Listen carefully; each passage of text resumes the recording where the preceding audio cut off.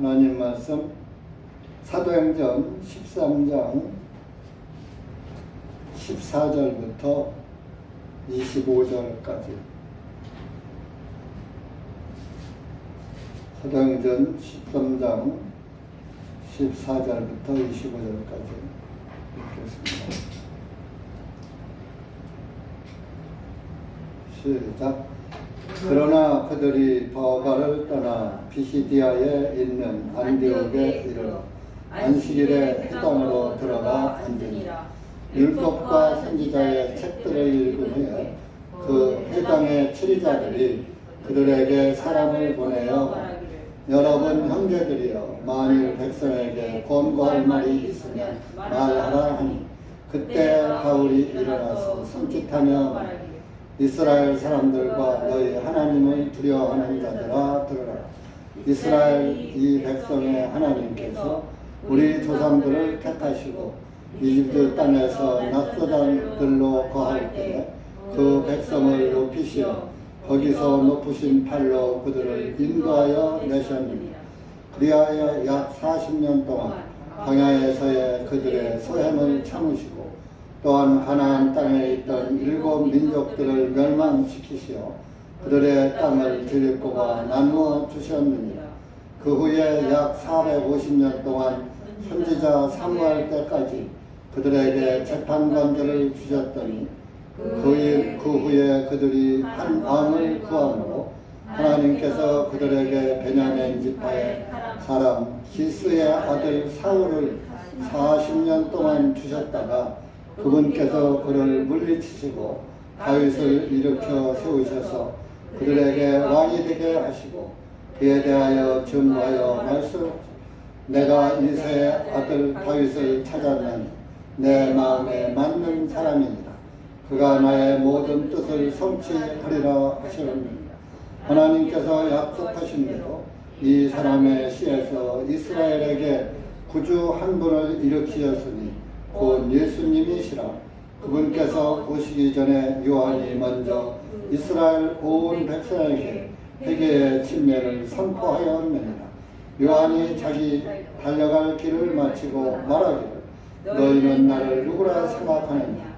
나는 그리스도가 아니라 그러나 보라, 내 뒤에 오시는 분이 계시니 나는 그분의 발에 신발을 풀기도 감당하지 못하겠노라 하였느니라. 기도하시겠습니다.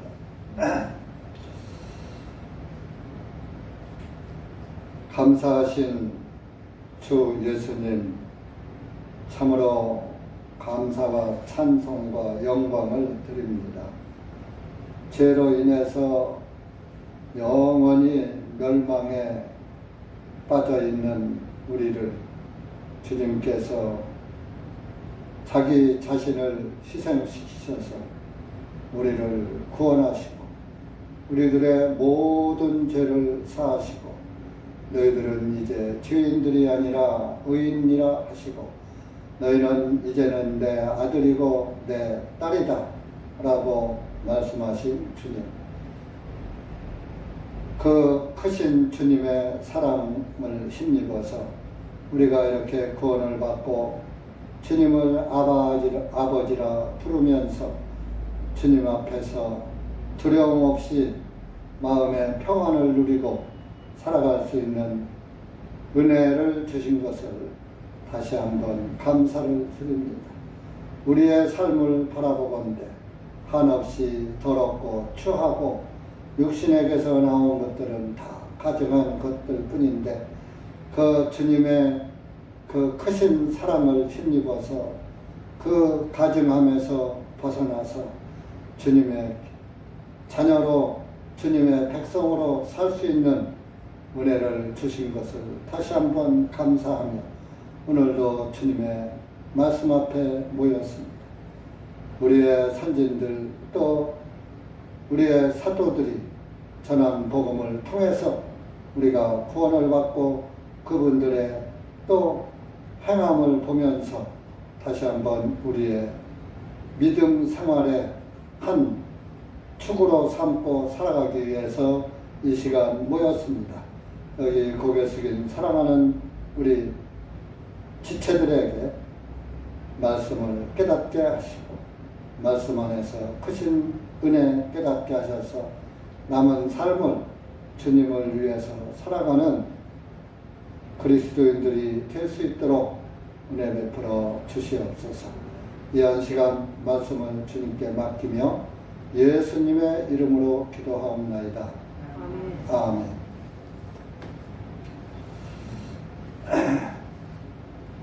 참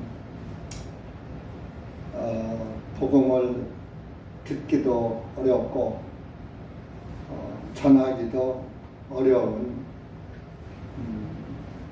그런 시기입니다. 뜻하지 않은 코로나 때문에 모이는 것, 사람이 사람 만나는 것을 기피하고 항상 소에다가 망을 씌우는 것 마냥 사람들 입에다가 마스크를 씌워나가죠. 그 마스크를 안 한 사람을 보면은 아주 전염병 바이러스 취급을 하고 피해가고 예면하고 그러고 또 어쩌다가 마스크를 깜빡하고 안 하면은 사람들 앞에서 죄인 되어버리고 고개를 못 들고 뒤로다가 옆으로다가 얼굴을 돌리고 손으로 입을 막고 고개를 못 들고 미안해서 어쩔 줄을 모르고 엘리베이터 안에서 특히 그래요. 얼마 전만 해도 그냥 안 했으면 아예 안 했네 했는데 요즘은 엘리베이터에 뭐 저도 그렇고 딴 분들도 혹시 착각하고 마스크 안 했다가 엘리베이터까지 타면 그냥 뒤로 돌아서고 또 안 한 사람이 타면 또 마스크 한 사람이 돌아서요. 참. 그래서 좀 서로가 민망한 그런 시대에 살고 있고 그러다 보니까 마스크를 쓰고 말을 하다 보면 발음이 잘 안 들릴 때가 있어요. 젊은 사람들은 잘 들리는지 몰라도 좀 뭐 나이 좀 먹어서 귀가 조금 둔한 사람들은 마스크 밖으로 나오는 말이 잘 안 들릴 때가 있어요. 잘 알아듣지 못하게 돼.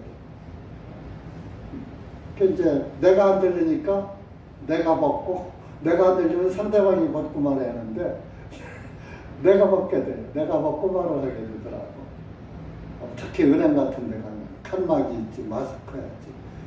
무슨 말을 하는지 잘 안 알아들을 수가 어려울 때가 있어요. 그러다 보니까 우리가 복음을 전하려면 서로가 만나서 얼굴을 대면하고 말을 많이 해야 되거든요. 한두 마디 말해가지고 복음이 전해집니까? 상담을 하려도 1시간에서 2시간을 걸려야지 되는데 그런 시간을 난 모르는 사람과 앉아서 말하려고 하는 사람도 없거니와 할 수 있는 입장이 못 되고 참 그래서 자연스럽게 복음이 끝나가고 있고 그렇게 이제 뭐 요즘 이제 대면 예배를 허용을 했습니다만은 참 조금 뭐 확진자 올라가면 대면 예배 못하게 하고 조금 내려오면 하라고 하고 참 갈피를 잡을 수가 없고 그러다 보니까 신앙이 약한 분들은 교회 통 출석을 않고 또 직장을 다니는 사람들은 목구녕이 포도청이라고 회사에서 교회를 다니는 사람들 교회 가지 말아라. 만약에 코로나 걸리면 책임 묻겠다. 그러니까 또 교회보다 직장이 더 귀한 거야. 그러니 여러분들 일제시대에 기독교 목사님들이 신사참배했다는 말 들어봤죠? 그들을 이해할 수가 있겠죠? 이해하지요? 지금 이 코로나 시국에도 교회를 못 나오는데, 일제 치하에서 창씨 개명을 하지 않고 창씨 이름을 바꿔야 하고 성을 바꿔야 하고 일본식 그렇게 안 하면 다 잡아가 허덕도 못 올리고 신사 참배를 해야 하고 우상 숭배하는 거죠. 그거 안 하면은 버틸 수가 없으니까 그때 당시도 이렇게 한 거예요. 그러니까 지금 그때에다가 비교하면 뭐 상황이 비슷할지 모르겠습니다만 그때보다는 그래도 덜한 시기입니다. 그때는 걸리면은 잡아가서 감옥 가고 죽이고 할 때지만 지금은 뭐 코로나 걸린다고 해서 다 죽는 것도 아니잖아요. 또 교회당 온다고 다 걸리는 것도 아니잖아요. 물론 대전에서 어떤 단체에서 코로나가 100여 명이 집단 확진이 나서 또 요즘 떠들썩합니다마는 그런 것은 기숙사에서 합숙생활을 하다 보니까 그렇게 된 것이지 일반 정상적으로 확진자가 나온 것이 아닙니다. 그래서 또 좀 그런 걸 보면 그게 또 기독교라는 나도 그 처음 보는 단체예요. IM 선교 국제학교라고 하는데 조금 IM이라는 것이 구약 성경에 보면은 이사야서는 나는 나다. 하나님이 나는 나다. 나는 스스로 있는 자다. 그런 말씀하실 때 나는 나다가 I am 더 I am이거든요. 나는 나다. 그러니까 그 I am 그러면 자기들이 하나님의 선교단체나 그런 의미인데 기독교 그 총연합회나 이런 데에서도 생전 처음 들어보는 단체다. 그런 말이 나올 정도니까 조금 여러분 말씀 안 해도 좀 짐작은 가지요. 꼭 사이비 단체는 아닌가 싶습니다. 하여튼 이상한 이름 가지고 이렇게 뜬금없이 나타나면은 조금 이상한 단체인 것이 분명하거든요. 그러나 우리가 확실히 거길 들어가 보지 않았고 그 사람들의 정체를 모르면서 뭐 이단이니 정통이니 할 수는 없는 것이고 우리나 합당한 길을 잘 이럴 때 가면 되는 것입니다. 사도행전은 일명 성령행전이라고도 말을 합니다. 사도들이 성령님을 받고 성령님의 인도하심을 따라서 성령님의 그 지시를 따라서 예수 그리스도를 증거하는 사도들의 행적을 적어놓은 것이 사도행전입니다. 사도들이 행한 것을 전해준다. 그런 뜻이 행전이에요. 그래서 이 안디옥 교회에서 예수 그리스도의 복음을 전하다 보니까 이제 구원의 열매가 많이 맺어졌죠. 이방 땅에서. 그러다 보니까 이제 그 안디옥 교회에서 이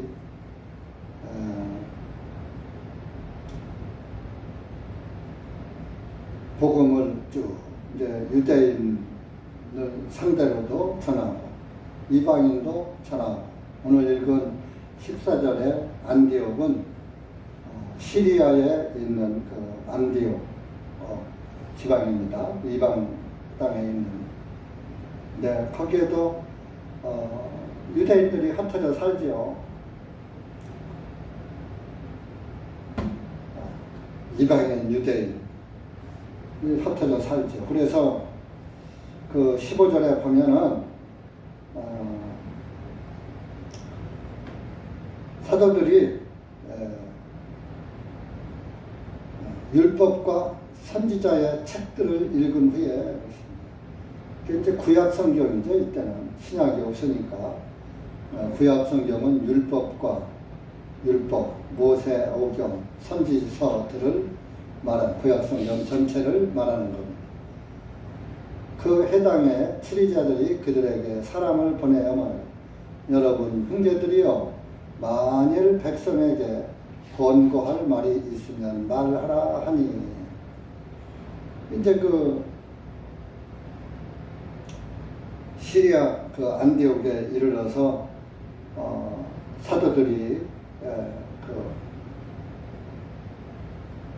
그곳에 가니까 안식일날, 그때는 꼭 안식일을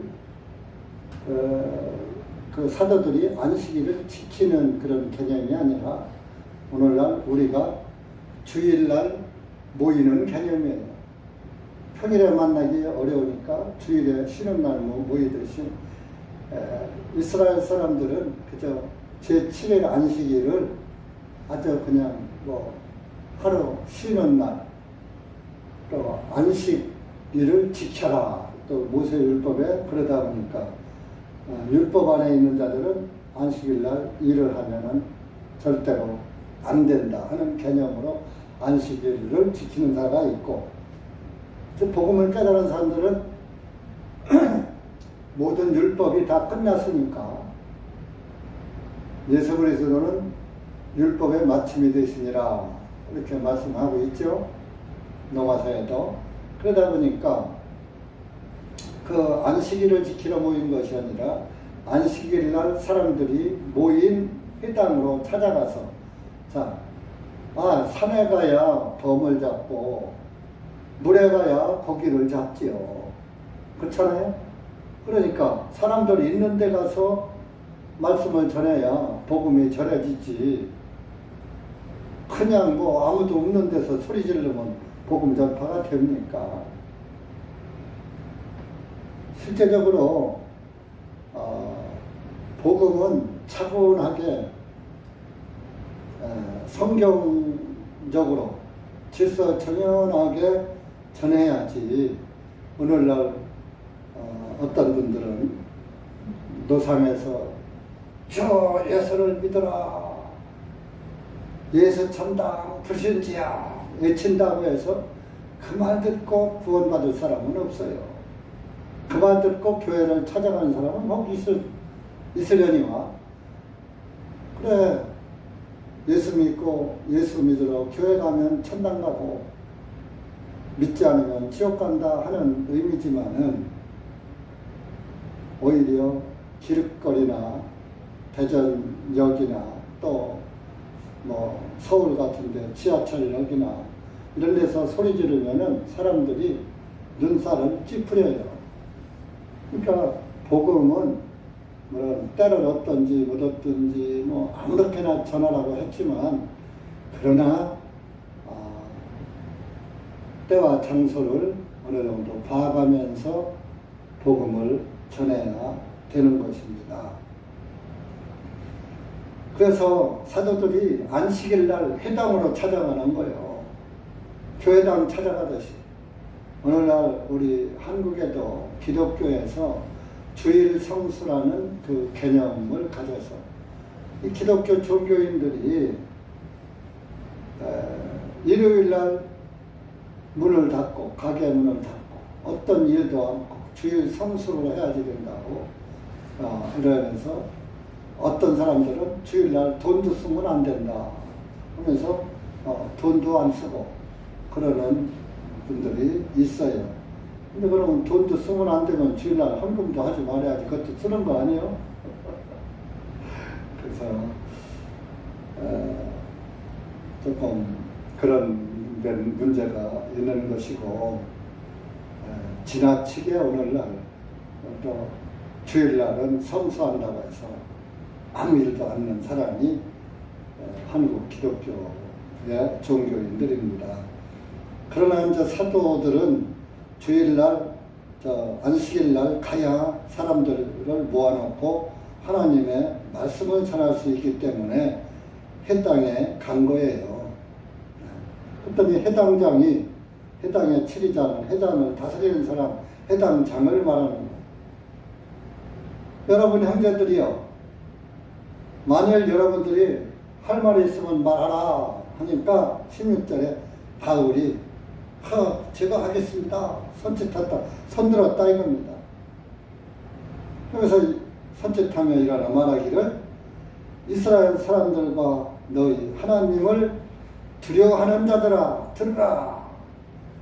하나님을 두려워하는 사람, 또 이스라엘 사람들, 하나님을 두려워하면은 하나님의 말씀을 들어라 하면서 이제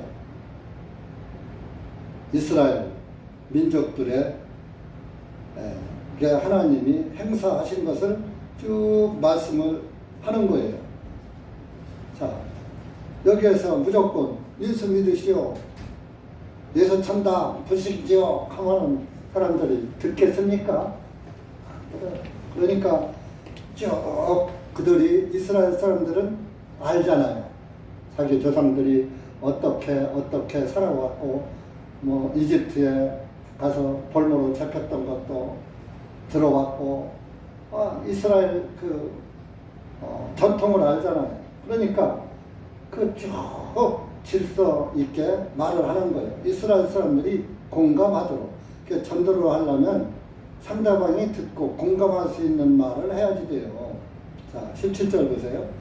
이스라엘 이 백성의 하나님께서 우리 조상들을 택하시고 이집트 땅에서 낯선 자들로 거할 때에 그 백성을 높이시어 거기서 높으신 팔로 그들을 인도하여 내셨느니라. 애굽에서 출애굽한 얘기를 하는 거예요. 그리하여 약 40년 동안 광야에서의 그들의 소행을 참으시고 40년 동안 광야 생활한 거, 이집트를 떠나서 가나안 땅으로, 이스라엘 땅으로 돌아오는데 10하루면 가야 될 길을 하나님에게 불순종함으로 인해서 40년 동안을 광야 생활을 하다가 가나안 땅에 들어온 겁니다. 그 이사야 선지자도 그것을 말씀을 했어요. 이사야 43장.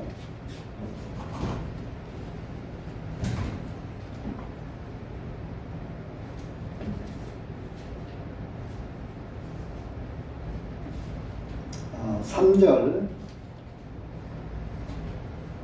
4절. 시작. 이는 내가 주 너의 하나님이요 이스라엘의 거룩한 이이며 내 구원자임이라.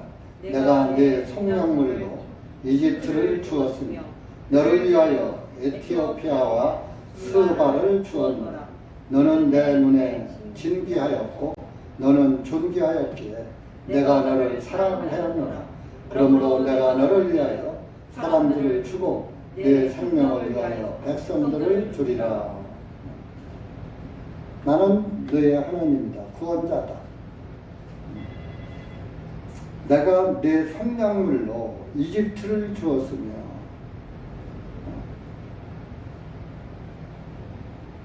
속량물은 뭐야? 죄에서 해방시켜주는 것으로 이집트를 주었으며 너를 위해서 에티오피아 스바를 주었노라. 그래서 이렇게 이스라엘 땅에서 너희들을 속량해 줬다. 그리고 이방 땅에 에티오피아와 스바에게 복음을 전하게 했다. 그런 말씀을 하는 겁니다.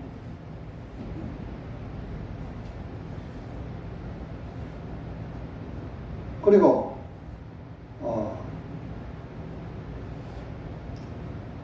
이제 40년 동안 광야 생활을 하고 40년이 차서 이제 가나안 땅에 딱 들어오니까 가나안 땅에는 거기 가면은 뭐 만고 땡인 줄 알았어. 거기 들어가면 그 땅에 들어가면 끝인 줄 알았어. 그랬더니 뭐요? 가나안 땅에는 몇 족속이 있었어요? 있잖아요. 7 민족들. 7 족속이 살고 있는 거예요. 19절에 보면. 가나안 땅에 가면은 그저 젖과 꿀이 흐른다고 그러니까 가나안 땅에만 가면은 그냥 만고 강산인 줄 알았어. 만고 땡인 줄 알았어. 가자마자 7 족속과 싸워야지. 그들이 딱 버티고 있는데. 그러니까 구원이 시작이요, 구원이 끝이요. 구원을 받고 나니까 광야 생활을 해야죠. 배가 고팠죠. 목이 말랐죠. 아말렉 족속과 싸워야죠. 그렇게 힘들게 40년 동안 광야 생활을 하다가 이제는 가나안 땅에 요단강만 건너가면 이제는 됐다 했는데 거기 가니까 여리고 성이 쫙 버티고 있고 7 족속이 버티고 있는데 거기 가서도 또 전쟁을 해야지.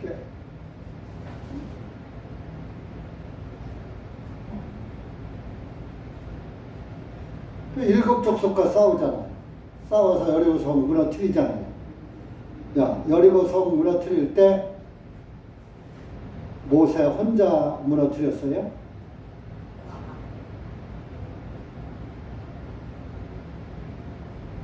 모세 혼자, 모세가 아니라 여호수아. 모세는 그때 가지 못했죠. 제가 말이 잘못 나왔어.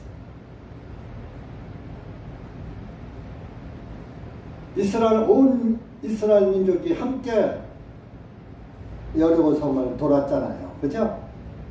온 민족이 함께 여리고 성을 7일 동안 돌았잖아요. 그러니까 그것이 무너지더라. 이렇게 예수 그리스도의 복음도 혼자는 안 되는 것이고 또 7 족속을 물리치는 일도 혼자는 안 되는 것이고 이제 이 교회도 목사 혼자는 안 되는 것이고 여러분들이 다 한 마음 한 목소리로 따라줘야 돼. 다 같이 함께 해야지 됩니다. 여리고 성 무너뜨릴 때도 그들이 여리고 성 돌 때 소리 지르며 돌았어요? 조용히 돌았어요? 그게 따랐어요. 각자 자기 목소리 낸 사람들 없어요. 마지막 이제 함성을 지르라 했을 때 다 한 목소리로 함성을 지르니까 여리고 성이 무너졌죠? 굳이 여호수아 말씀 안 찾아도 여러분들 잘 아시죠? 그런 건 기초적으로 잘 알잖아요.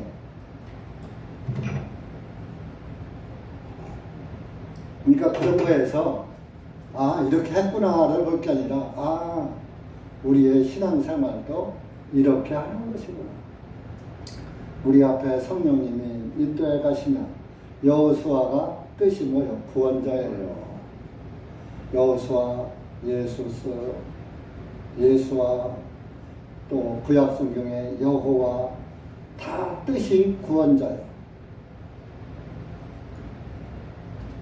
그건 하나님이 도는 게 아니라 지금은 성령님이 앞장서서 가는데 성령의 뜻을 따라서 가는 이들이 영적 이스라엘 민족이고 영적 그리스도인들이란 말이에요.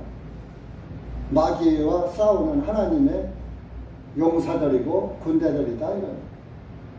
그러니까 교회 안에는 여호수아 대장 삼고, 자 우리는 예수님 대장 삼고, 그죠?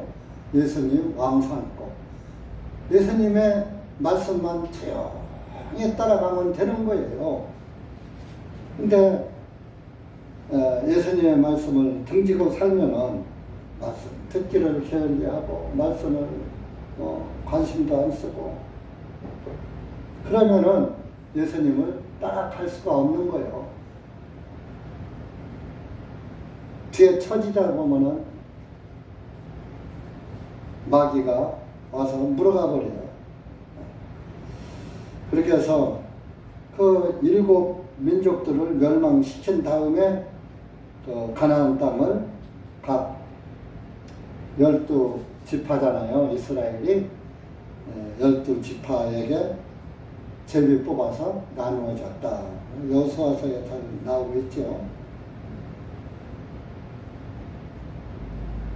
그렇게 하면서 이제 20절 보면 약 450년 동안 선지자 사무할 때까지 그들에게 재판관을 주셨더니, 일단 재판관이 뭐냐? 선지자를 준 거예요. 선지자. 뭐 엘리 제사장 뭐 이런 이들, 뭐 사사들, 사사기에 나오는 사사들 있죠. 사사들, 제사장들 이렇게 줬단 말이에요. 사무엘 선지자. 사무엘 선지자가 재판도 했잖아요. 재판관이라고 한 거예요. 450년도 출애굽을 해서 그 여부수 족속 7 족속을 다 멸할 때까지 걸린 기간이 450년이 걸렸어요. 그래서 이제 그 사사들, 선지자들을 통해서 이스라엘 민족들을 쭉 관리를 하는데, 사실 그 엘리 제사장의 그 두 아들들이 있었죠. 두 아들들이 엘리의 영을 잘 따랐어요? 안 따랐어요? 엘리의 아들들은 불량자라 그렇게 나와 있죠. 하나님을 믿지 않았어요.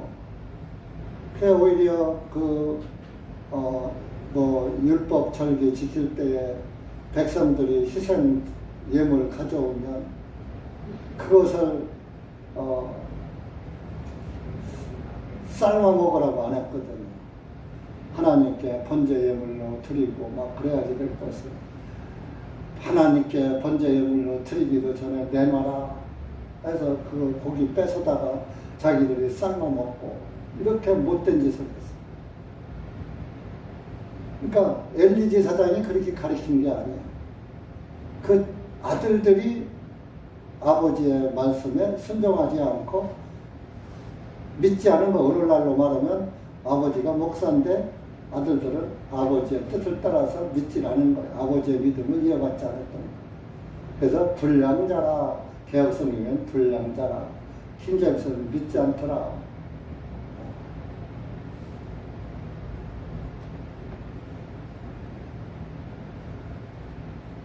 결론적으로 뭐예요? 엘리의 두 아들들 다 죽었죠? 엘리의 두 아들이 죽었다는, 전쟁에 나가서 죽었다는 소식을 듣고 엘리 제사장이 의자에 앉았다가 그 소식을 듣고 의자가 넘어가서 목이 꺾여서 또 죽었죠?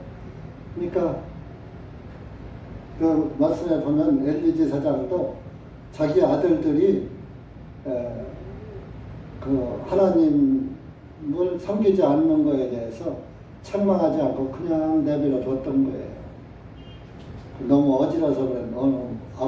그 엘리 제사장이 착해서 그래. 말리지 않았다 그런 말씀이 나와요.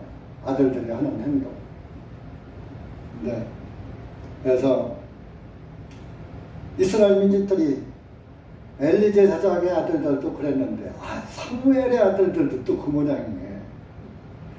그러니까 참 이게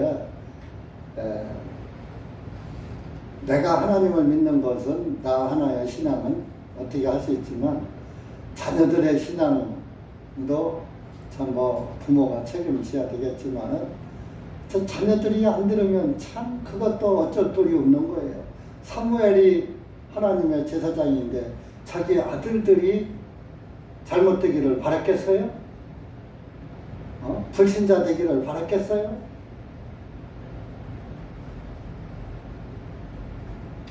그러니까 이스라엘 백성들이 딱 엘리 제사장의 아들들도 그러더니 사무엘의 아들들까지 또 그러네. 그러니까 제사장 제도 좋아해요? 싫어해요? 아이고 제사장 선지자 사무엘 엘리 제사장 사무엘 제사장 아이고 지긋지긋해. 차라리 우리가 왕을 세우자. 왕 하나 세워서 그 왕의 제도를 따라가서 사는 것이 낫다. 이스라엘 사람들이 이제 그것을 그런 불평을 한 거예요. 그 사무엘 귀에 들렸어요. 하나님이 이 백성이 왕을 삼고자 합니다.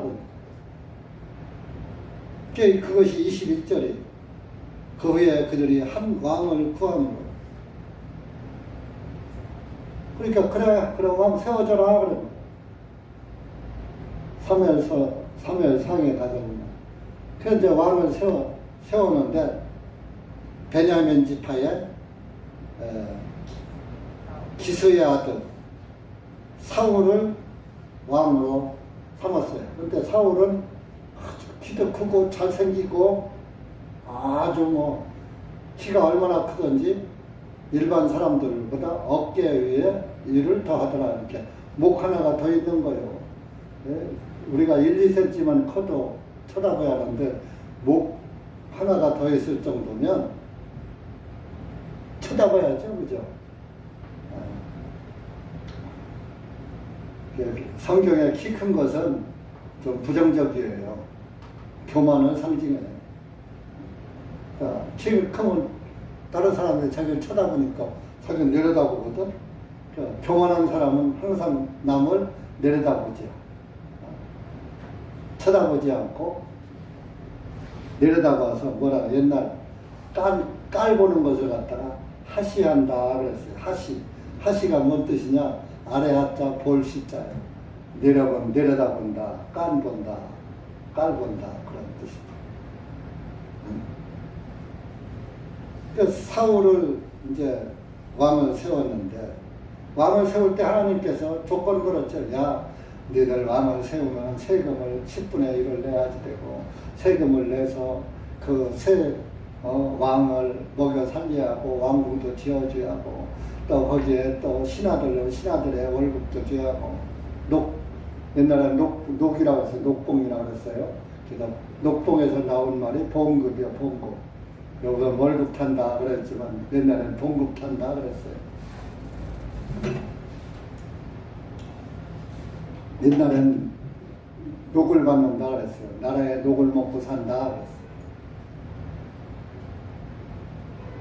그래서 그렇게 해야지 된다. 이렇게 이스라엘가 우리가 세금 내고 우리가 왕 생기고 이렇게 할게요. 다 하겠다 이거. 너는 그의 종이 돼야지. 그를 뭐 수레에 태워다니냐 말로 태워갖고 네가 고삐 잡고 당겨야 된다. 그렇게 할 겁니다. 그렇게 해서 사울 왕을 세웠더니 사울 왕이 교만해져가지고 하나님 말씀에 순종하지 않죠. 불순종함으로 인해서 왕의 직위를 박탈하고 이스라엘을 뺏어서 내가 다윗에게 주겠다. 그래서 다윗 왕을 그 사울 왕은 사람들이 세운 왕이고 다윗 왕은 하나님이 세운 왕이에요. 그래서 22절에 보면 하나님께서 말씀하시기를 이새의 아들 다윗을 찾았나니 내 마음에 맞는 사람이니라. 그가 나의 모든 뜻을 성취하리라 하셨느니라.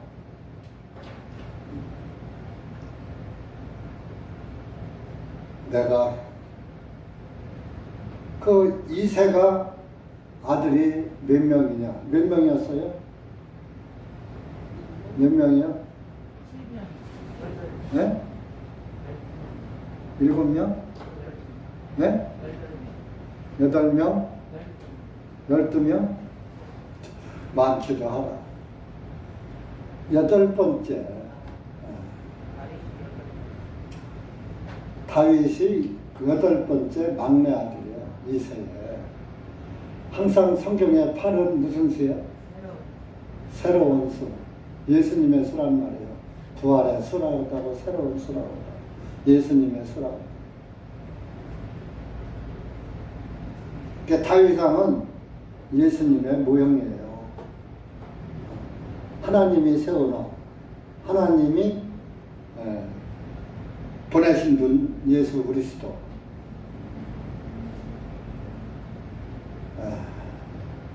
이제 한 장만 찾아봅시다. 사무엘상 13장.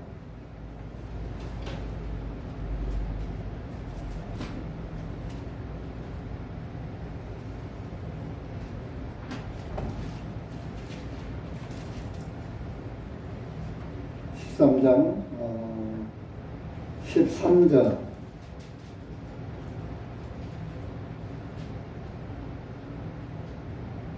13절, 14절.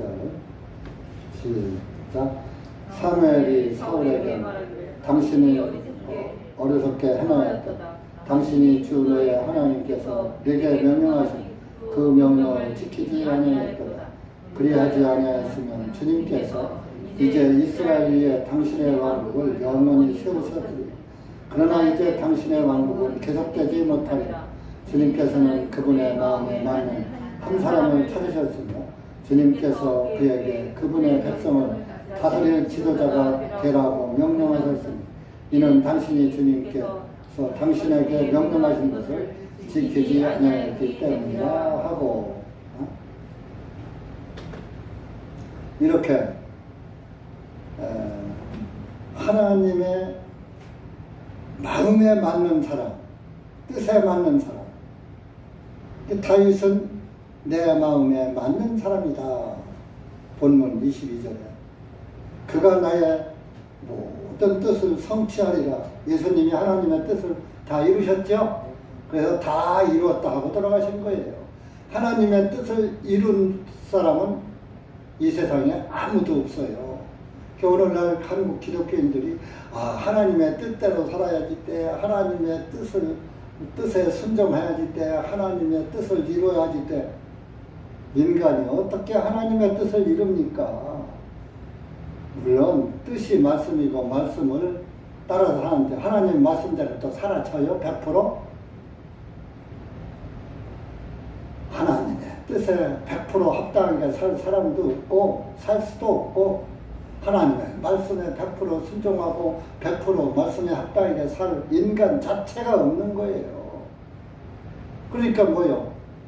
인간은 아주 말종인 거예요. 하나님 보시기에.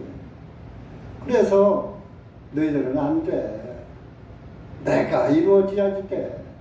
그래서 하나님의 뜻을 우리가 이루지 못할 것을 아시고 하나님께서 자기 아들을 보내신 거예요. 그런데 따지고 보면 아들이 뭐 있어서 보내게 자기 자신이 아들처럼 하나님 뜻에 순종하기 위해서 이 땅으로 자기를 낮춰서 오신 것이에요. 하나님의 뜻을 종자는 아무도 없어. 그러니까 하나님만이 하나님의 뜻을 성취하실 전능하신 분이기 때문에 그분이 아들로 오신 거예요. 그러니까 그래서 예수님이 마지막에 요한복음 19장 30절에 다 이루었다. 하나님의 뜻을 다 이루었다. 겟세마네 산에서 기도할 때도 내 뜻대로 마옵시고 아버지의 원대로 하옵소서. 아버지 뜻에 맡겼지 내 뜻대로 이루어달라고 기도하시지 않은 거예요. 아버지의 뜻이 이루어지게 하옵소서. 그런 거예요. 여러분들도 하나님 마음에 맞는 그리스도인들이 되시기를 바랍니다. 여러분들도 내가 하나님 뜻에 합당한 사람인가, 하나님 마음에 들게 내가 신앙생활을 하고 있는가, 한번 여러분들 남 보지 마세요. 인간에게 소망 있어요, 없어요? 목사에게 소망 있어요, 없어요? 목사는 여러분들보다 더 죄가 많은 사람이라고 늘 내가 아주 공언하고 있죠. 죄 많은 곳에 은혜가 넘쳤나니, 죄가 많으니까 하나님에 관해서 은혜가 넘치니까 목사하는 거예요. 왜? 너무 많은 죄를 졌거든. 너무 많은 죄를 사함받았거든. 그러니까 감사하니까 할 일이 그릇이 되든 안 되든 내가 할 수 있는 거라면 주님의 복음을 전하는 것이 최대한 주님의 그 받은 구원에 대한 감사의 표시로 하는 거지, 은혜 갚으려고 하는 게 아니야. 하나님의 은혜 인간이 갚을 수 있어요, 없어요? 갚을 수가 없는 거예요. 너무 감사하니까 그 감사의 표현으로 작은 일이라도, 이 작은 조그만 일이라도 예수 그리스도의 복음을 만방에 알리고 모든 사람들에게 알리는데 좀 한 털어끈만큼이라도 도움이 됐으면 하는 마음에서 이 목회하는 것입니다. 먹고 살기 위해서 목회를 한다면 그것은 주님의 뜻에 부합한 게 아닙니다. 그래서 정말 우리 목회자들도 마찬가지고 또 우리 형제자매님들도 마찬가지인 거예요. 내가 남 바라보지 말고 아이고 목사도 그러는데 뭐 나야 뭐 이런, 아무개 형제도 그러는데 아무개 처녀도 그러는데, 왜 하나님의 말씀을 본받는 자가 되지 않고 사람을 본받으려고 해요. 사람에게 본받을 게 있어요, 없어요? 그것은 불신자들이나 하는 거예요. 하나님을 믿지 않는 자들이나 사람 행동 보고 그거 본받고 가려고 해요. 그래서 세상 사람들은 너 아무개 본받아 그러는 거예요. 여러분들은 누구 본받아야 돼요? 예수님 본받아야 해요. 예수님이 하나님의 뜻에 순종하고 자기 일을 내세우지 않은 것처럼, 하나님 마음에 맞는 삶을 사는 것처럼 나도 하나님 마음에 맞는 믿음을 가지고 살아야 되겠다. 그럼 하나님 마음에 맞는 믿음은 뭡니까? 예수님의 피의 복음을 믿고 죄사함을, 피로 말미암는 죄사함을 믿으면서 하나님 감사합니다 하는 그 마음을 합당케 여기시는 거예요.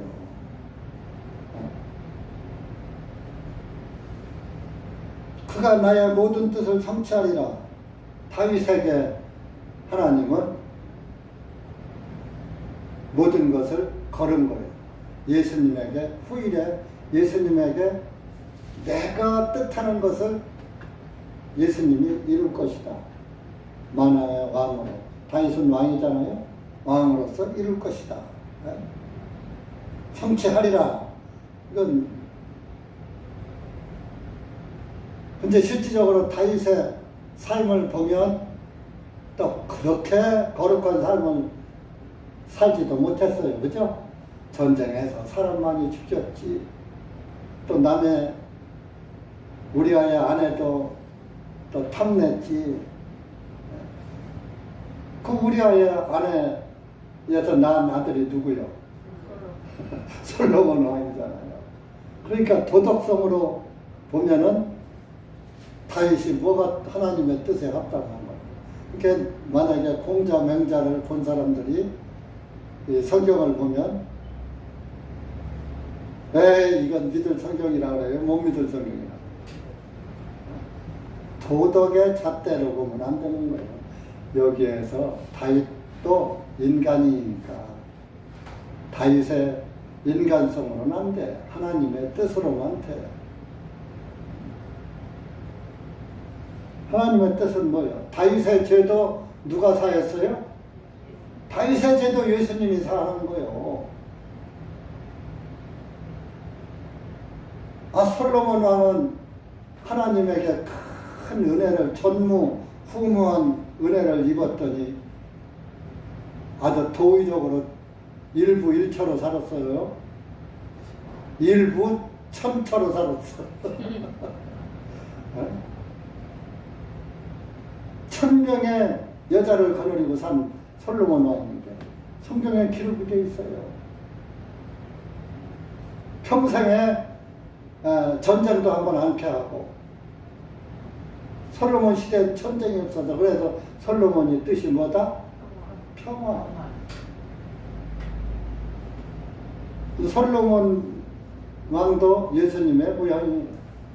예수님은 우리에게 전쟁을 주지 않고 평화를 주신 분이에요. 예수님 안에 있으면 늘 평화가 유지돼. 그래서 부르는 찬송이 평안해, 평안해 하고 찬송을 부르는 거예요.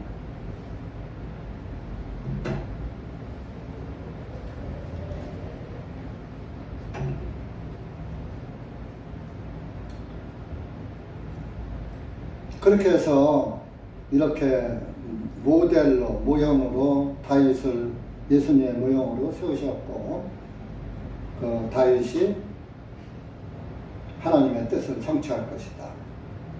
예수님이 성취할 것이다. 그러면서 이제 성취하리라 하고서 23절에 하나님께서 약속하신 대로 이 사람의 씨에서, 이 사람이 누구예요? 다윗을 말합니다. 다윗의 씨에서 이스라엘에게 구주 한 분을 일으키셨으니 곧 예수님이시라.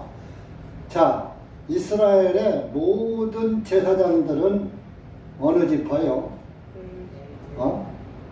네 지파죠. 그런데 예수님만 어느 지파요? 다윗은 어디 지파요? 그러니까 다윗 지파라고 하지 말고 유다 지파라고. 히브리서에 보면 세상의 제사장들은 네 지파에서 났는데 예수님은 네 지파가 아닌 유다 지파에서 났다. 난 것이 분명하다. 그래서 이제 그 멜기세덱의 예를 들면서 멜기세덱은 유다 지파가 아니거든. 그래서 멜기세덱을 처럼 이제 예수님은 네 지파 제사장이 아니야. 유다 지파의 제사장이야. 다윗의 씨에서 유다 지파에 속한 것이 다윗이거든. 다윗의 씨에서 후손 자손에서 예수님의 족보가 거슬러 올라가면 다윗이 나오잖아요. 히브리서 7장 14절 15절 시작. 이는 우리 주님께서 유다에서 나신 것이 분명하도다. 이 지파에 대하여는 모세가 제사장 직분에 관하여 말한 것이 아무것도 없고 멜기세덱과 같은 다른 제사장이 그 지파에서 일어나신 것을 보니 더욱더 분명하도다. 모세가 후일에 네 제사장 하다가 예중에 유다 지파에서 제사장이 나올 것이다. 모세는 그렇게 안 썼어요. 그러니까 우리 주님께서는 유다 지파에서 나온 것이 분명하다. 이건 모세가 예수님의 그 나오신 그 제사장 직분에 가서는 아무것도 기록되지 않다. 멜기세덱은 네 지파가 아니었어요. 그래서 이제 멜기세덱은 족보도 없고 아무것도 없는 사람이다.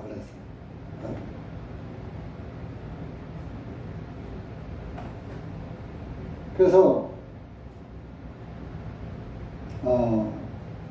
멜기세덱은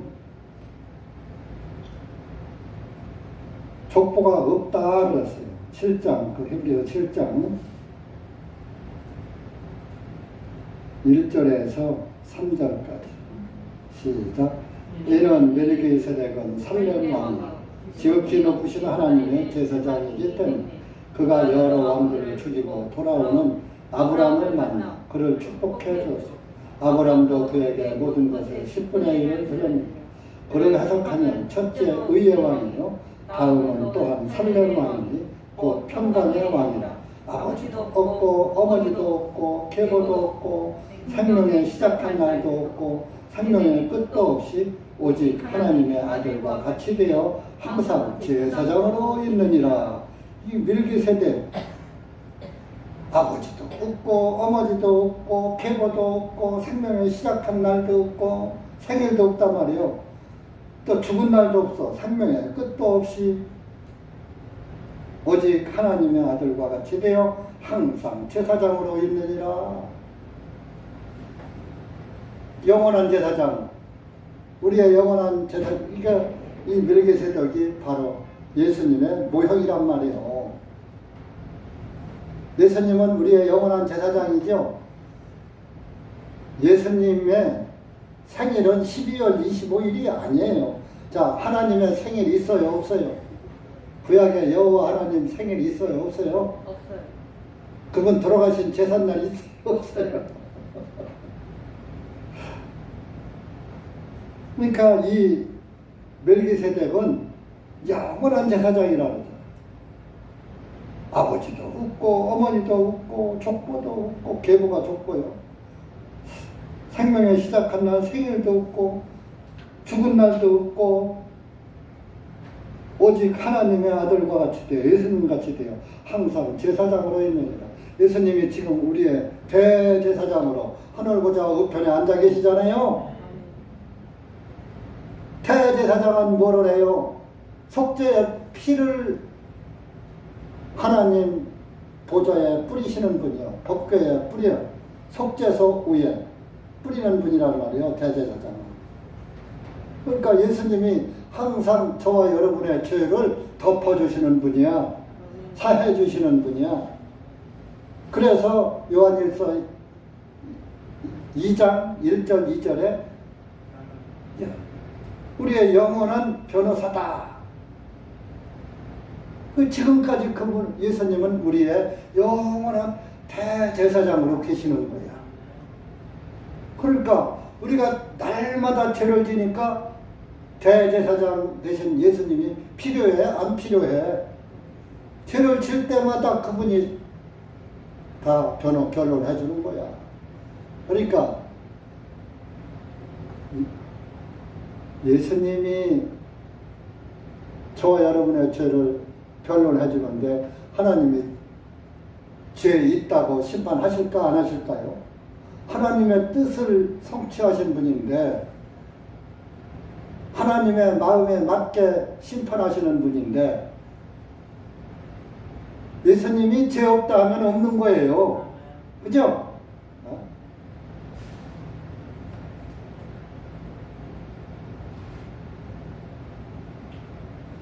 그 사도 바울이 이렇게 예수님에 대해서 쭉 예수님까지 쭉 그 족보를 이스라엘의 유전 그 계통을 밟아서 얘기를 해요. 구주 한 분을 일으키셨는데 그분이 곧 예수님이야. 예수님이 우리의 구세준 것을 왜 모르느냐. 이렇게 칠서정연하게 전도를 하니까 그들이 예수님을 믿을까요? 안 믿을까요? 믿지요, 합법적으로. 그러면서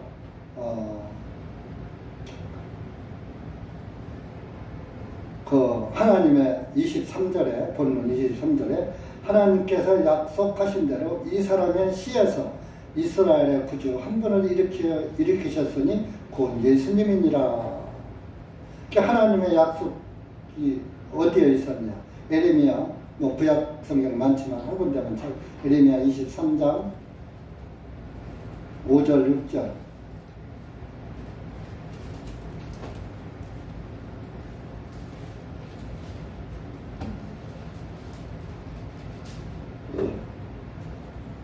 시작. 주가 말하노라. 보라, 그 날이 내가 다윗에게 한 의로운 가지를 일으킬 것이요 한 왕이 다스리고 형통하여 이 땅에서 공의와 정의를 실행하리라. 그의 날들에 유다는 구원을 받고 이스라엘은 안전하게 거하리라. 이것이 그의 이름으로 불리우리니 곧 주님은 우리의 의라. 보세요. 다윗에게 한 의로운 가지를 일으킬 것이요. 다윗의 이게 의로운 가지니까 다윗이 나무라면 나무에서 가지가 하나 나온다 이게. 그 예수님을 말하는 거예요. 다윗의 후손으로 온다. 한 왕이 다스리고 형통하여 이 땅에서 공의와 정의를 실행하리라. 이 땅에서 하나님의 공의를 이룰 것이다. 정의를 이룰 것이다. 여기에 정의가 뭐예요? 모든 사람을 공평하게 의롭게 하나님의 뜻에 합당하게 의롭게 해놓을 것이다. 우리나라에 정의당 있죠? 정의당. 정의당 요새 신문 봤어요? 뉴스 봤어요? 이름은 정의당인데 정의롭게 참 살죠, 대표가. 그러니까 이 인간은 정의가 없다니까요. 하나님만 정의가 있어요. 왜 정의롭지도 못한 것들이 지들이 정의롭다고 말로만 정의롭고 행동은 완전 네? 보세요. 공의와 정의는 예수님밖에 없어요. 아멘? 그러니까 여러분들 사람의 정의를 내세우지 마세요. 하나님의 정의를 붙잡고 가는 거예요. 하나님의 정의로움에 우리가 속해 있으면 우리도 정의로운 자가 되는 거예요.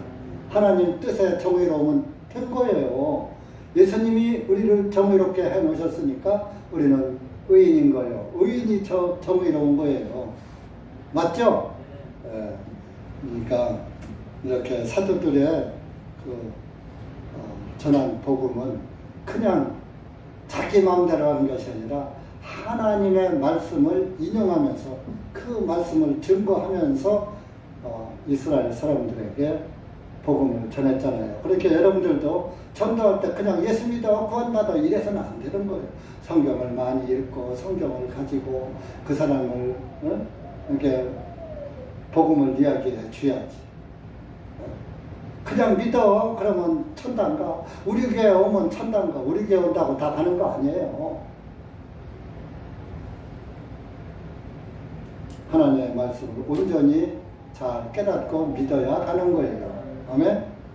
그러니까 여러분들 이렇게 사도들의 전한 그 복음을 어떻게 전했나 우리도 잘 마음에서 새기면서 우리도 한 영혼을 만나면 지금 이 바울은 회당에서 이스라엘의 많은 사람들을 상대로 전했지만 우리는 지금 많은 사람을 상대로 전할 입장이 못 되니까 한 사람을 만나더라도 이렇게 바울이 복음을 전한 것처럼 체계적으로 하나님의 말씀을 잘 지혜롭게 그 사람에게 맞게 복음을 전해서 구원받게 해야지 되지 않나 해서 이 말씀을 드렸습니다. 기도합시다. 하나님 아버지 감사합니다. 오늘 우리가 사도행전 13장에서 정말 그 안디옥 교회에서 사도 바울이 이스라엘 사람들을 만나서 이스라엘 사람들의 회당에서 하나님의 복음을 전할 때에 자기의 뜻대로 자기 마음대로 이렇게 전한 것이 아니라 그 조상들로부터 전해 내려온 구약의 말씀을 열거하면서 이스라엘 민족들의 삶을 조명하면서 마지막에는 예수 그리스도의 뜻에 합당한 복음을 전한 것을 봅니다. 하나님 아버지, 우리도 한 영혼을 만나서 복음을 전할 때에 하나님의 뜻에 합당한 복음을 합당하게 잘 전하는 그런 그리스도인이 될 수 있도록 주님께서 지혜 주시고 총명 주시고 성령님께서 인도해 주시옵소서. 이한 시간 또 이렇게 사도들의 전한 그 말씀을 보고 나는 어떻게 복음을 전하고 나는 주님의 마음에 맞는 사람인가, 나 자신도 돌아보면서 또 어떻게 하면 예수님의 복음을 올바르게 지혜롭게 잘 전할까, 또 이 말씀을 통해서 배우고 깨달아서 한 영혼을 구원하는데 최선을 다하는 그리스도인들이 될 수 있도록 은혜를 베풀어 주시옵소서. 예수님의 이름으로 감사드리며 간절히 기도하옵나이다. 아멘.